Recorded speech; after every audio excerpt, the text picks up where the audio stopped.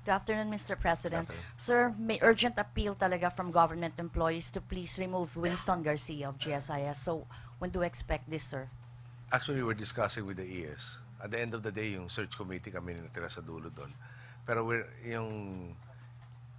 still asking the proposed chairman if he's ready to accept the nomination. And we're almost done with the president and general manager. Sir, what about the other GOCCs and GFIs? Are we having a hard time picking the right man, sir? Partly also yung confusing mix of those with tenure, varying tenures, willingness to resign or unwillingness to resign. It's for the GOCCs, it's about an inch folder. Sir, what about Colonel Magtanggol Gatdula? Is he going to be appointed to the NBI? And how about General Nestor Ochoa, sir? Gatdula is one of the candidates for either the NBA or the PDEA. We have yet to finish evaluation of his yung credentials, accomplishments, etc.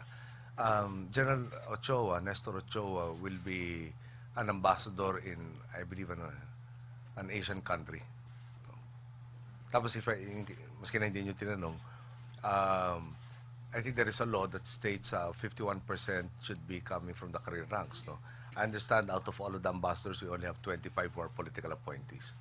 So we will not exceed that number. We will probably be even going, it will be less than that number. But iwan ko na muna yung 25 with us.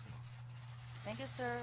Ray, excuse me. Can you just answer na in case somebody will ask, no? Bakit yung may holdover?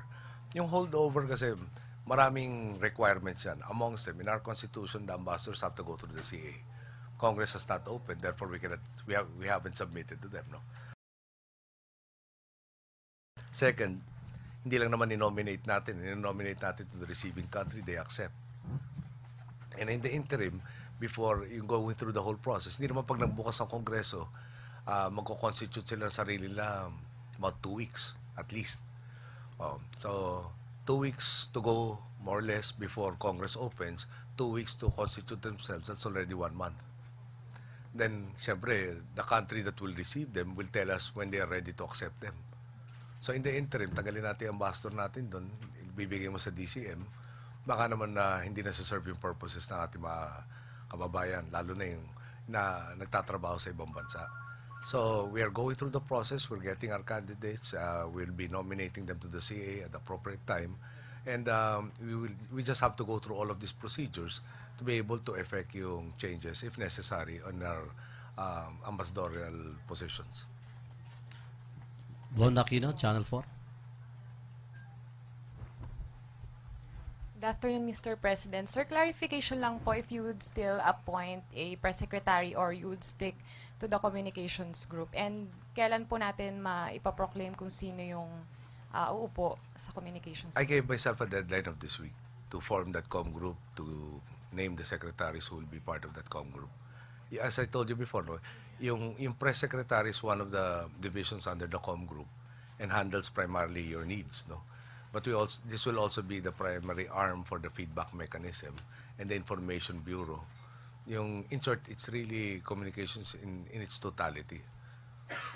Ewan ko lang there's a motion picture division presently. Hindi ko naman alam kung gagawa kami na sine namin. Hindi na siguro kailangan yan.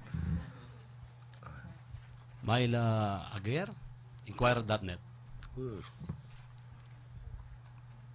Sir, first yung kay Binay, yung request niya to have an official residence, nasabi niya na ba ulit sa inyo yun, naulit niya, at do you approve it, sir? Do you agree with it? Hindi niya nasabi, so hindi niya naulit. Kanina pinag-usapan namin parang nagmamadali rin siya dahil meron siyang biyahe.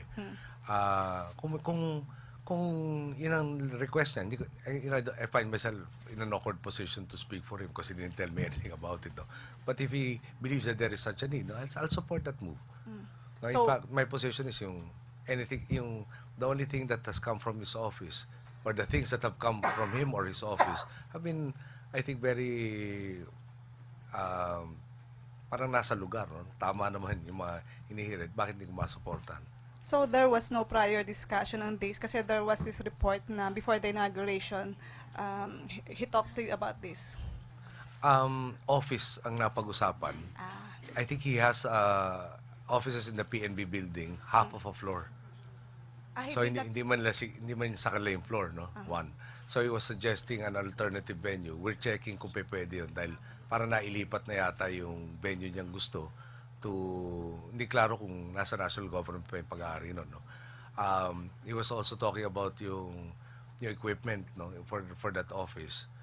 He was talking also of how little the budget of the office of the vice president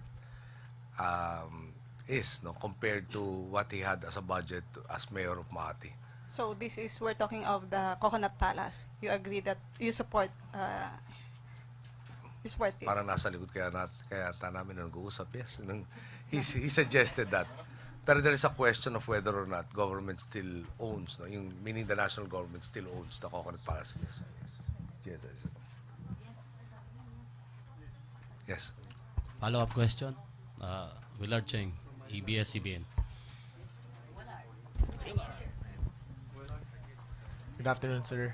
Sir, sino na po ang mga prospective candidates for the position of DILG Secretary? Sorry, I'm trying to recall from memory kasi there are 3 files, each on inch thick, no? Okay. I recall only one, and there are 2 others. Can I answer that at a later point in time, especially given the fact that tomorrow I'll be talking to one of the candidates. So I'm interviewing him. And I think hopefully we'll be able to make an announcement by this week, barring any unforeseen developments. No? Ano po, sir, yung mga particular na katangian na hinahanap ninyo at mukhang hindi pa po napapasyahan ito? Well, number 1, yung synchronicity ng aming vision. No? Hindi naman pwedeng, parang kung lines yung aming vision, dapat sana parallel. Hindi pwedeng kung minsan may angle siya na umihiwalay doon sa vision natin. Siyempre may expertise as far as dealing with LGUs are concerned. No? May working knowledge, if not expertise, in dealing with the police, their problems, and their ability to protect and serve the people.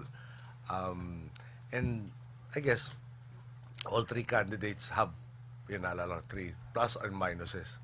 Yun ang nire-determine natin who has the least minuses and who has the best pluses and who can closely adhere, if not totally adhere to our vision. Lastly, sir, kumusta po yung first week nyo as concurrent DILG Secretary? Siguro nape-pressure po si Director General Bersosa. Marami na po tayong inaasasan na gawin para sa kanya.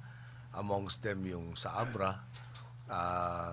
Yung sa Abra, yung continuing violence ang talagang pinoint out ko sa kanya, number 1. Etong dispersals na pag-usapan rin namin on how to deal with it better. And something as mundane as well, hindi naman mundane, tragedy yun. Pero yung ultimong hindi national in scope, yung aksidente ng bus na marami namatay sa Cebu. No? Para pinapadetermine ko yung Senado na may stock answer of brakes or faulty brakes. And alam niyo nung araw, and I think I asked this question in a budget hearing when I was a congressman. Bakit ba pag may sunog, kadalasan faulty electrical wiring? So ang dulo po nun, nagkakaroon ulit ng sunog, faulty electrical wiring. So kung totoo po yun, bakit lahat ng ating mga city municipal engineers, yung electrical engineers na nag-approve na lahat ng plano, nag-inspect, parang natutulog ho yata. Wala naman nakasuhan ni isa ho doon. No? Yung negligence of their function. So, dito, hindi ho pwede may namatay. Pangalawa na mabigat na aksidente sa lalawigan ng Cebu, gusto kong tutukan ng chief, no? At inatasan yata, kung di ko nagkakamali, ang Highway Patrol Group, na talaga i-determine, tumulong na at mag-assist at iimbestigahan ano ba talaga nangyari dyan. This will lead us to the corrective actions that will prevent similar instances. So again, no, yung private armed groups, matagal ang problema, serious problem, continuing violence in Abra, ganun kabigat. No, and he did point another area that they will be the test or the pilot areas for dismantling PAGs. No?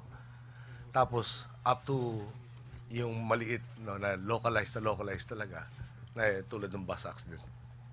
Sir, itutuloy po nyo ba yung Sena Rosa Commission, yung trabaho po nila, o tapos na po yun at action na lang po ang I have to be recommendation? honest, I haven't read the Sena Rosa report. Sa totoo lang, I just got a copy of the Mayuga report, no? And I want to be grounded. Hindi ba pagkatagal-tagal I will release?